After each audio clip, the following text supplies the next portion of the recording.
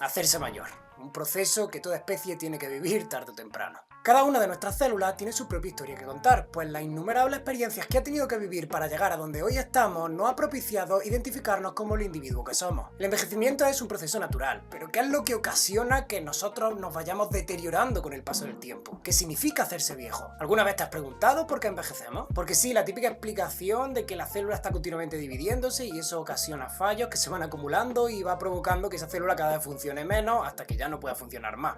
Esa explicación ya no la sabemos, pero ¿qué tiene que decir la evolución con respecto al envejecimiento? Sí, lo sé, he tardado bastante en volver a tocar algún tema evolutivo. ¿Qué pasa en otras especies? ¿Están programadas para vivir menos? ¿Para vivir más? ¿Hemos sido nosotros que de manera artificial hemos prolongado nuestro envejecimiento con nuestro conocimiento? Aunque el hecho de morir nos puede causar bastante miedo, sobre todo por la pregunta de ¿qué viene después?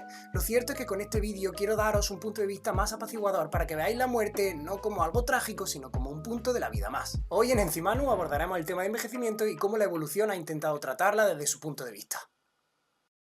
El envejecimiento podemos verlo como una presión de selección donde afecta de forma negativa a aquellos jóvenes, a aquellos más aptos a poder compartir recursos con gente que pues ya no tiene tanta eficiencia dentro de la población. Por lo que ya no afecta tanto la juventud, sino la capacidad de reproducirse. Y si existe un individuo longevo con esta capacidad, a la evolución pues le da igual que ese individuo siga estando porque sigue aportando su eficacia biológica dentro de la especie. Recordar que al fin y al cabo lo que le interesa a una especie para poder seguir perviviendo es que ésta tenga descendencia. Sin embargo, las personas con estas edades se da por hecho que ya han cumplido su papel evolutivo y ya han tenido descendencia, por lo tanto no se entiende muy bien por qué se siguen manteniendo dentro de las poblaciones, incluso en las prehistóricas. Y es que a este tipo de población se le pudo dar una utilidad extra, pasando de simplemente ser individuos que están gastando recursos a tener una utilidad para que la especie tenga todavía más eficiencia.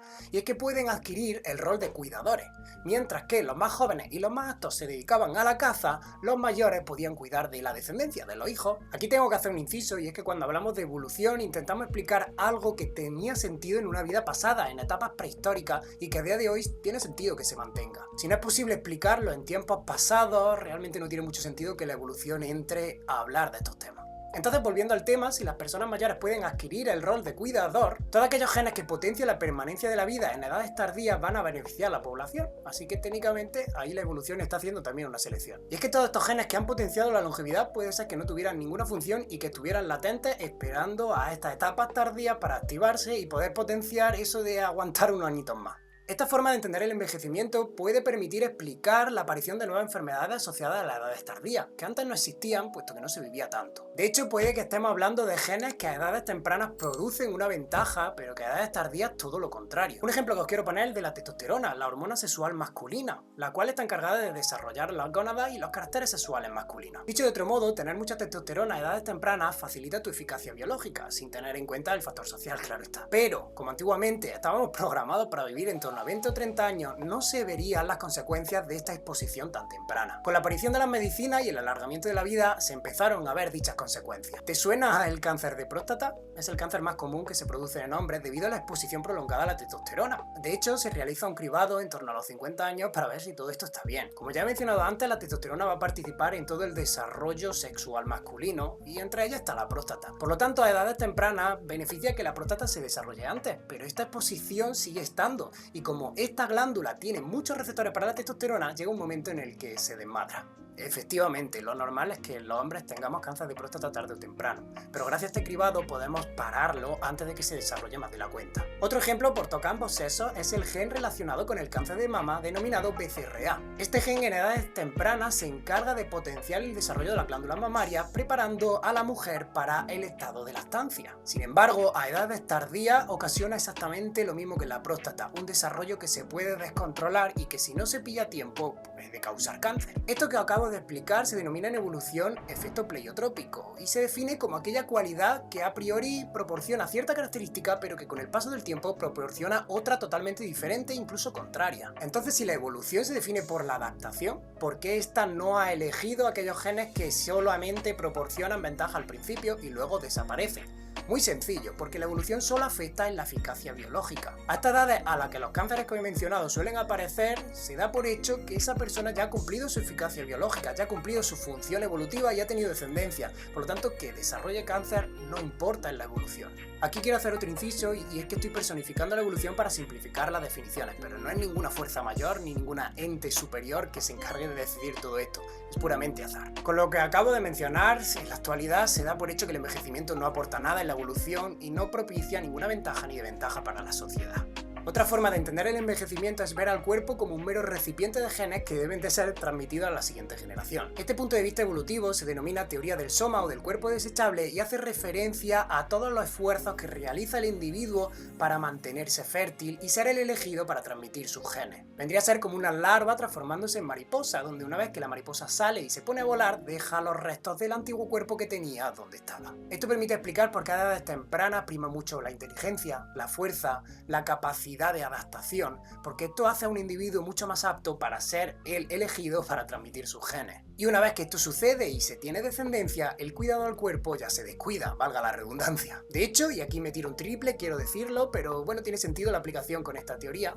¿Por qué creéis que los cuerpos de las mujeres se deterioran tanto tras un embarazo? Según esta teoría, la mujer ya cumplió su papel evolutivo, por lo que le pasa al cuerpo da igual. Además, las mujeres tienen la menopausia, su fecha de caducidad, algo que ya tratamos en el vídeo del ciclo ovárico que os dejo por aquí. Y los hombres, teóricamente, son siempre fértiles. Esto también puede explicar por qué es más fácil el mantenimiento del cuerpo de los hombres. Coged todo esto con pinzas, ¿vale? Es una posible aplicación de la teoría que acabo de decir. Con esta teoría presente, el envejecimiento se podría explicar como el resultado de todos aquellos esfuerzos, tanto celulares como de individuos, para mantener el soma lo más apto posible para ser el elegido. Y son todas aquellas consecuencias de dichas acciones lo que provoca que la vida se alargue o se acorte más. Esto se ve clarísimamente en los deportistas de élite. Mirad a Nadal, que apenas tiene 38 años y parece tener más de 50. En su caso, su elección fue para ser el mejor del mundo, pero eso no quita que su longevidad se haya acortado por todo el estrés que ha tenido que vivir para llegar al nivel en el que está hoy en día. Todo esto me permite volver a resaltar lo importante que son los estilos de vida, ya que esto te permite poder tener una calidad de vida mejor. De nada te sirve comer sano si no te levantas del sofá, por ejemplo.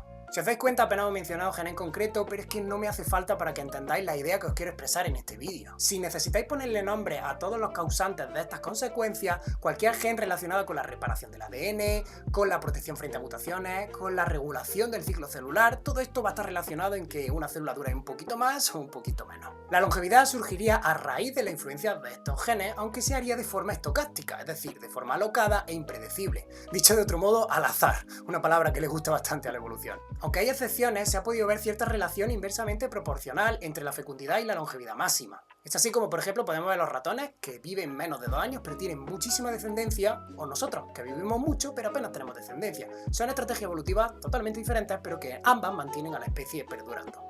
Y con esto finalizo el vídeo. Quiero resaltar que esto son teorías, son posibles explicaciones que se le puede dar al envejecimiento, pero no es nada absoluto. La evolución hay que cogerla con pinzas, aunque bueno, tiene bastante sentido. Desde luego, estas formas de ver la vida a mí me proporcionan apreciarla de una manera completamente distinta. Coméntame, efecto pleiotrópico, si has llegado hasta aquí y yo te dejaré un corazoncito como hago siempre. Mientras tanto te dejo otro vídeo por aquí que es igual de interesante que este, donde hablamos de la herencia de los colores y todo lo básico que necesitas saber para entender la complejidad de que tengamos los colores que tenemos. Así que no te lo pierdas, venga, nos vemos allí.